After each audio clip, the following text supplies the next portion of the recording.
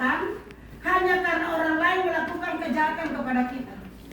Firman Tuhan katakan, kalau engkau ditampar pipi kiri, kasih pipi kanan. Amin.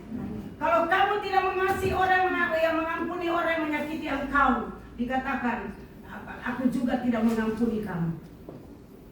Tuhan katakan, kalau kamu hanya mengasihi orang-orang yang mengasihi engkau, semua orang bisa lakukan.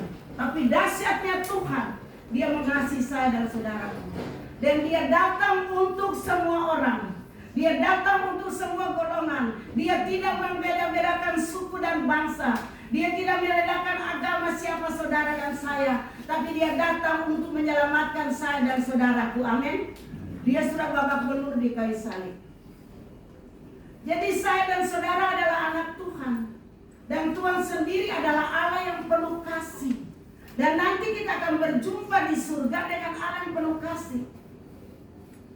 Meski mungkin tidak mudah bagi kita untuk menjadi teladan dan terang bagi jadi contoh dan teladan bagi banyak orang. Tapi hal ini mungkin untuk kita lakukan. Karena firman Allah berkata, tidak ada satupun yang Tuhan kehendaki kita lakukan yang kita nggak bisa. Semuanya bisa, amin. Karena di dalam kita ada Roh Kudus, amin. Dia katakan, aku pergi. Kalau aku menyediakan tempat bagimu. Kalau aku tidak pergi, aku tidak akan mengirim kepadamu seorang penolong yang lain. Tapi aku pergi kepada Bapa dan aku pergi menyediakan tempat bagimu. Sebab di mana aku berada, di situ kamu berada. Setelah aku menyediakan tempat, aku akan datang menjemput kamu. Tapi aku tidak membiarkan engkau piatu. Aku mengutus kepadamu seorang penolong yang lain. Itulah Roh Kudus. Dan Dia akan bilang selama-lamanya bagi kita. Dia akan menuntun kita pada kebenaran.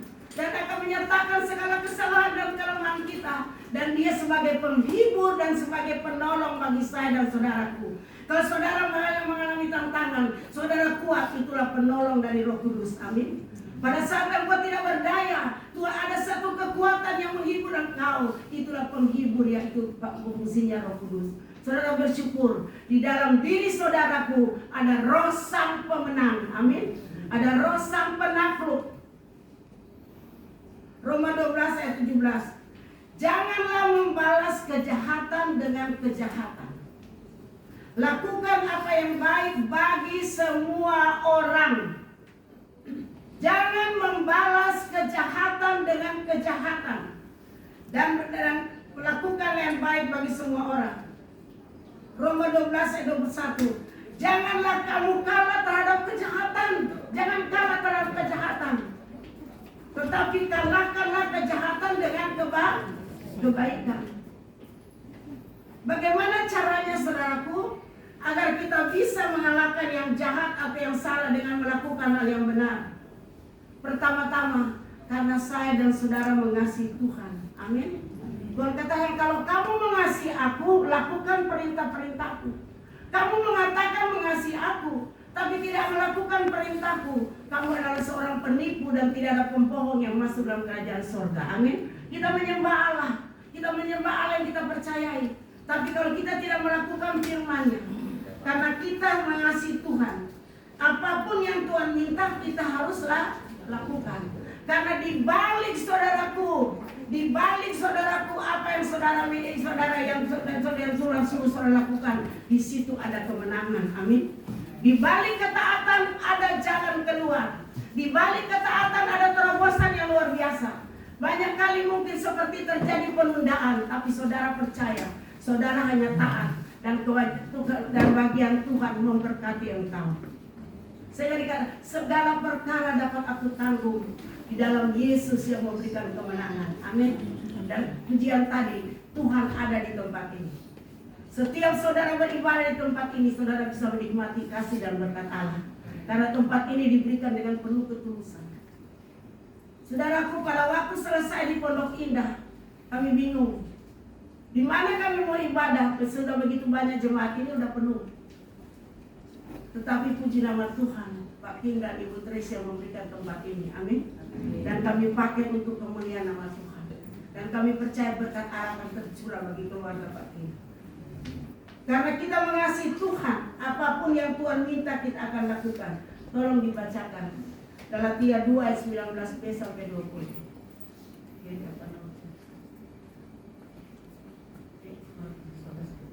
Galatia 2 ayat 19b sampai 20.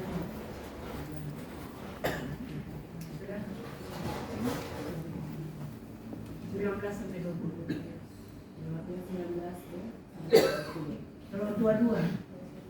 Galatia 2 ayat 19b sampai 20. Galatia 2 ayat 19 sampai 22.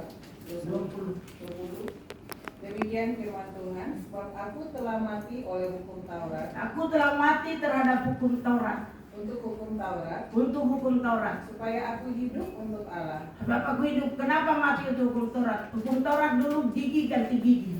Jadi bagi kita sudah mati karena kasih Tuhan. Tidak ada lagi gigi ganti gigi. Amin. Sekarang sudah berubah. Aku telah mati karena hukum Taurat. Aku telah disalibkan dengan Kristus. Yesus sudah menyalibkan dirinya.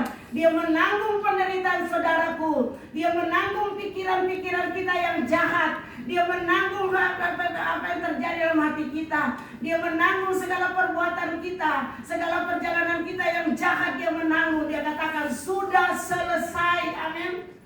Semua masalah saudara sudah diselesaikan 2000 tahun yang lalu. Luar biasa. Salib itu artinya apa? Yang negatif dijadikan positif. Jangan kita salah kaprah. Orang katakan kemarin saya melayani, ibu kalau begitu tidak berlaku salib. Dia bilang ibu taruh 100 salib tidak akan puasa. Tapi salib itu menjadi kebodohan bagi orang yang binasa, tapi menjadi berkat bagi orang yang percaya kepada Tuhan. Amin. Saudara taruh Alkitab, 20 Alkitab sakit kepala saudaraku. Karena di Alkitab tidak ada puasa. Kalau firman itu diremakan. Hanya Yesus kita mati terhadap hukum Taurat. Dan oleh karena itu Ayat 20. Namun aku hidup karena kita telah mati dalam hukum Taurat. Namun aku hidup. Tetapi bukan lagi aku sendiri yang hidup. Bukan lagi kita sendiri yang hidup. Karena Kristus ada di dalam kita, maka kita hidup menurut Kristus. Namun aku hidup, tapi bukan aku lagi yang hidup, tapi Kristus yang hidup di dalam kita. Terus. Dan hidupku yang kuhidupi sekarang di dalam daging. Hidup yang kuhidupi sekarang kita masih hidup dalam daging. Adalah hidup oleh iman dalam anak Allah yang telah mengasihi aku. Adalah hidup oleh iman karena anak Allah begitu mengasihi saya dan saudara. Dan menyerahkan dirinya. Dan menyerahkan untuk aku. Oleh sebab itu kalau kita hidup bukan kita lagi. Kalau Tuhan menghendaki kita mengasihi, kita juga harus mengasihi. Kedua, kita tidak bisa melakukannya dengan kekuatan sendiri. Tidak ada kita bisa. Tetapi saya dulu saudaraku sebelum saya dijamah oleh Tuhan. Kalau orang sakiti saya sakit hati. Bahkan salah satu yang mau membalas. Tapi anak saya yang pertama yang pendeta sekarang dia katakan, Mami, dosa Mami kayak apa? Jahatnya Mami kayak apa? Orang Tuhan bisa ampuni, masa Mami tidak bisa mengampuni? Itu saya ingat terus. Yesus sudah mati dan berkorban babak belur untuk Mami.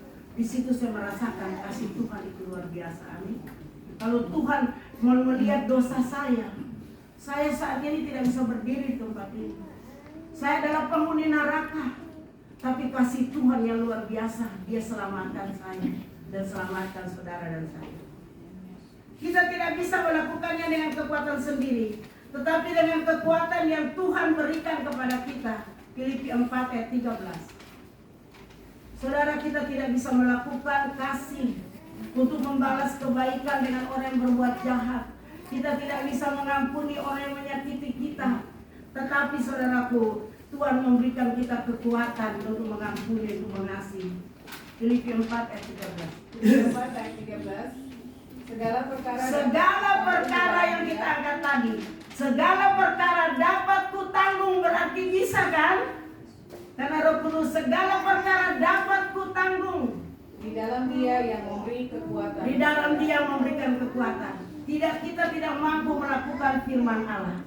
Tapi Roh Kudus yang akan memberikan kekuatan. Saudara cuma katakan, Roh Kudus tolong saya. Saudara masalah Roh Kudus tolong dalam saya, Engkau di dalam aku, dan Engkau yang selalu menolong. Engkau sudah bangkit. Roh yang membangkitkan Yesus 3 hari dikubur, yang tidak bisa menahan Yesus dikubur 3 hari, ada pada diri saya dan saudaraku. Roh Kudus yang ada pada kita lebih besar dari roh dunia miskin dan lemah. Kalau Allah di pihak kita, siapa yang akan melawan kita? Tidak ada yang memisahkan kita dengan kasih Tuhan. Untuk melakukan yang benar, kita harus minta Roh Kudus yang menguatkan. Kita harus mematikan keinginan daging kita. Daging kita mau membalas, daging kita dendam, tapi kita harus matikan kedagingan kita. Roh Kudus tolong, supaya tidak yang berkuasa di hati saya bukan kedagingan saya, tapi kasih dari Kristus yang bekerja dalam hidup saya. Bagaimana Tuhan mengasihi saya juga harus mengasihi sesama manusia. Saudaraku, memang ada firman katakan memang kalau mereka berbuat jahat, mereka menusuk kita dari belakang, dan kita sudah tahu siapa dia, kita ampuni tapi pasang pagar. Amin. Jaga jarak. Jangan kita mencobai, sudah tahu-tahu dia begitu, kita bergaul terus dengan mereka. Pergaulan yang buruk merusakkan kebiasaan yang baik. Makanya Tuhan katakan, secara lahiriah mereka beribadah, tetapi pada hakikatnya memungkiri kuasa ibadah. Jauhi mereka. Amin. Jauhi, bukan benci, tapi jangan lagi bergaul dengan mereka. Nanti transfer roh. Ketiga, kita harus taat kepada Tuhan. Sebab memiliki kemauan belum tentu kita juga ingin mentaati apa yang Tuhan perintahkan. Ketaatan adalah kunci kerajaan surga. Saudara diberikan kunci. Ketaatan adalah kunci kerajaan surga. Saudara mau buka atau tidak tergantung saudaraku. Di dalam Matius 16 ayat 19. Ketaatan adalah kunci kerajaan surga. Berkata, aku suruh memberikan kunci kepada engkau. Tinggal saudara sendiri mau buka apa enggak. Tuhan tidak pernah memaksa. Matius 16 ayat 19. Matius 16 ayat 19. Kepadamu akan kuberikan kunci kerajaan surga. Kepadamu akan kuberikan kunci kerajaan surga. Apa yang kau ikat di dunia ini, apa yang kau ikat di dunia ini akan terikat di surga. akan terikat di surga. Amin. Apa yang kau lepaskan di bumi, apa yang kau lepaskan di bumi ini akan terlepas di dunia ini akan terlepas di surga. Jadi itu kerajaan ini. Ketaatanmu terlepas di surga. Lihatlah keadaan kehidupan Yusuf. Saya suka selalu mengambil contoh, dan itu yang selalu Darius contohkan. Dirinya terus Yusuf. Setiap dia berbicara dengan kita, dia bicara terus tentang Yusuf.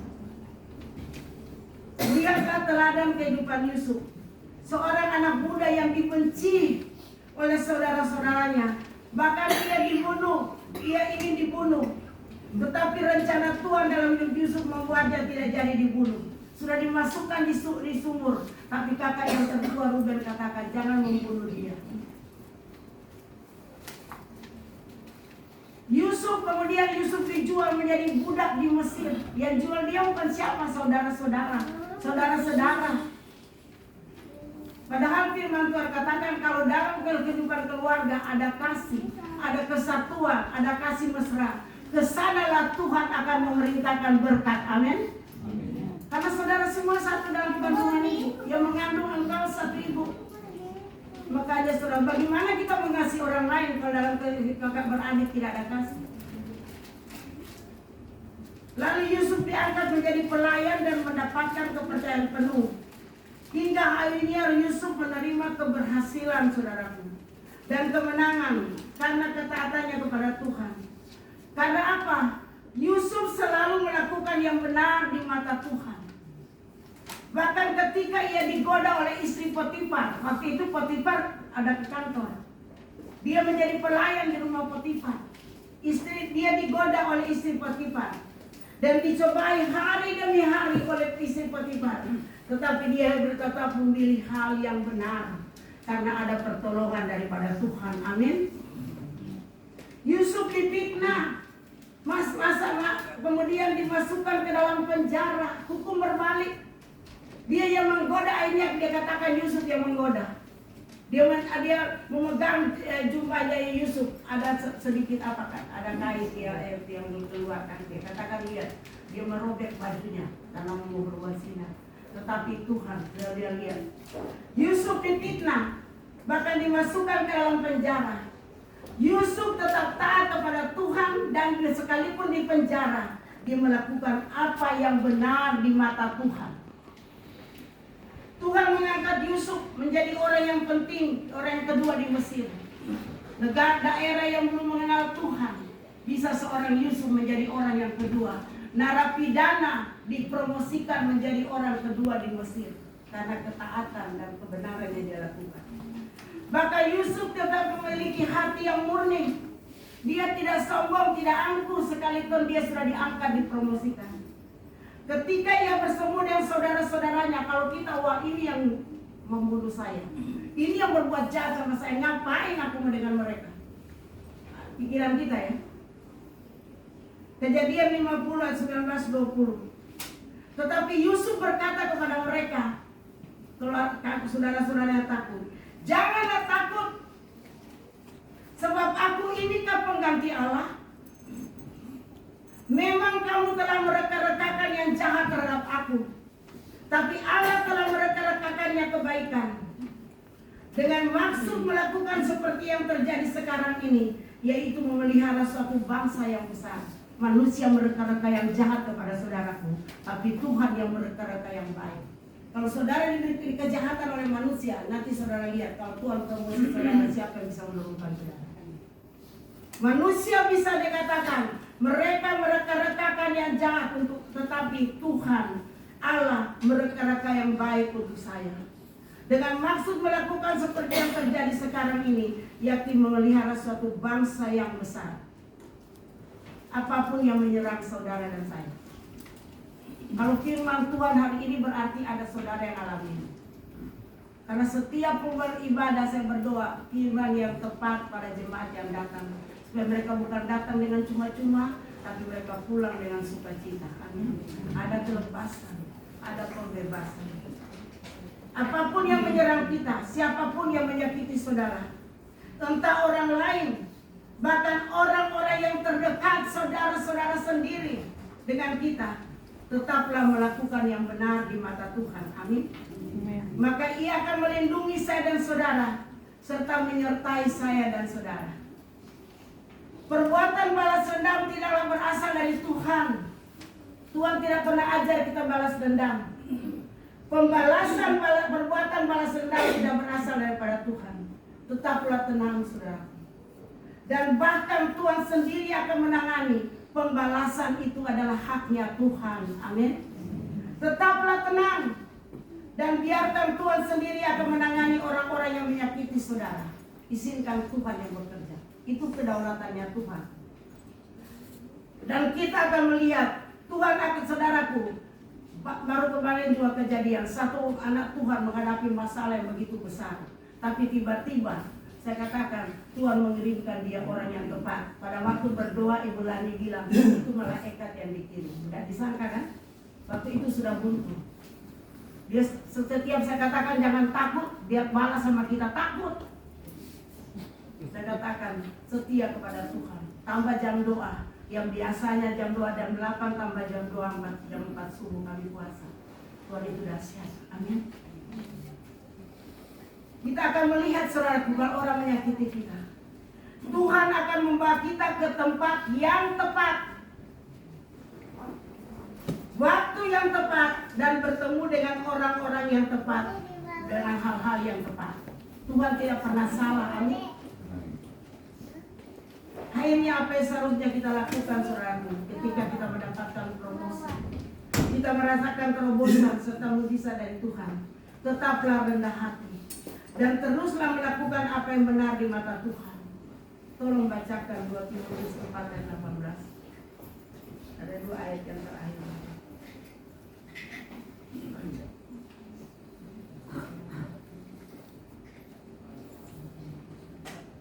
Timotius 4 ayat 18.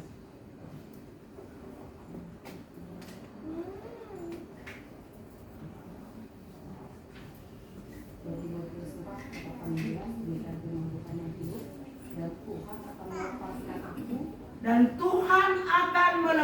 menyelamatkan aku dari setiap usaha yang jahat. Dia akan menyelamatkan aku. Dia akan menyelamatkan aku. Sehingga aku masuk dalam kerajaannya di sorga. Sehingga aku akan masuk dalam kerajaannya di sorga. Amin. Mari saudaraku, biar kebenaran ini akan memerdekakan saudaraku. Dan ayat yang terakhir, Tuhan ingatkan, Pengkhotbah 12 ayat 13 sampai 14. Tuhan menyelamatkan saudaraku dari yang jahat, dan Dia membawa saudara pada kerajaan surga. 2000 tahun yang lalu rumah saudara sudah ada kafling saudara di surga. Amin. Tinggal menunggu saudara akan tempati kafling. Kalau di dunia kita pakai perhiasan di telinga, di gelang, di mana-mana, di sana kita injak perlian dan yaspis, dan kita akan selama-lamanya bersama Tuhan. Tidak ada tangisan dan air mata selama-lamanya. Amin. Pengkhotbah 12 ayat 13 sampai 14. Pengkhotbah 12 ayat 13 dan 14. Demikian firman Tuhan. Akhir kata dari segala yang didengar ialah, akhir kata Tuhan yang sudah kita segala yang kita dengar pada siang hari ini. takutlah akan Allah Takutlah akan Allah dan berpeganglah pada perintah-perintahnya. berpeganglah pada perintah-perintahnya. Karena ini adalah kewajiban setiap orang. Ini adalah kewajiban setiap orang, bukan pilihan ya. Karena Allah akan membawa setiap perbuatan ke pengadilan yang berlaku atas segala sesuatu yang tersembunyi, entah itu baik, entah itu jahat. Puji nama Tuhan. Kita bukan takut karena kalau penghukum Taurat, kalau kita bermenipu kita langsung dibunuh, dihancurkan. Tapi saat ini dalam perjanjian baru, Allah itu kasih.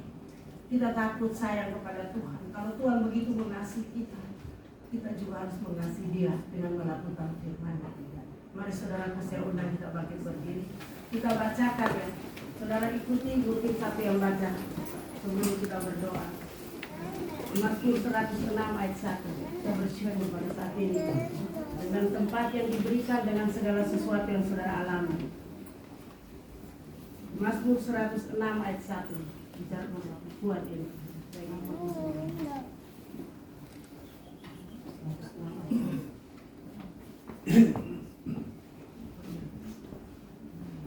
Mazmur 106 ayat 1. Saudara ikuti ya. Haleluya. Haleluya. Bersyukurlah kepada Tuhan. Bersyukurlah kepada Tuhan. Sebab Ia baik. Sebab Ia baik. Bahwasanya untuk selama-lamanya. Bahwasanya untuk selama-lamanya. Kasih setianya. Kasih setianya. Puji Tuhan. Kita bersyukur kepada Tuhan. Bahwasanya Yesus baik dulu, sekarang, sampai selama-lamanya. Amin. Amin. Silakan dulu. Tuhan Yesus memberkati. Ya Yesus baik, ya Yesus baik, ya Yesus baik, Ia baik bagiku. Yesus baik, ya Yesus baik, ya Yesus baik, ya Yesus baik, Ia baik bagiku. Nanti bagimu tunjuk yang sebelah. Ya Yesus baik, ya Yesus baik, ya Yesus baik, Yesus baik bagimu. Terima kasih Bapak. Hambamu sudah berhenti berbicara. Biar kuasa Roh Kudus terus berbicara kepada sidang jemaat Tuhan, supaya hidup kami benar-benar mengalami pemulihan, mengalami kemerdekaan yang dikerjakan oleh Roh Kudus. Dan kami percaya Engkau hadir di tempat ini. Engkau menyentuh hati setiap pribadi yang ada, sehingga bisa mereka menikmati kasih dan anugerah Allah. Damai sejahtera Allah turun bagi mereka di dalam nama Yesus. Haleluya. Amin. Mari mempersiapkan